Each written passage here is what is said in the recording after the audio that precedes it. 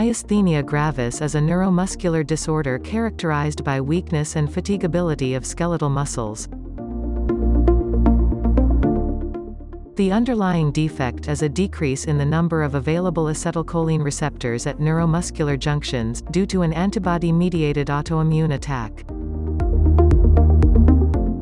The distribution of muscle weakness often has a characteristic pattern.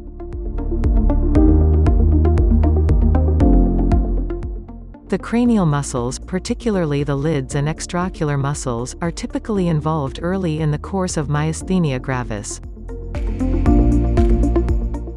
Diplopia and ptosis are common initial complaints. Facial weakness produces a snarling expression when the patient attempts to smile. Patient history, physical examination and laboratory tests are very important in terms of differential diagnosis.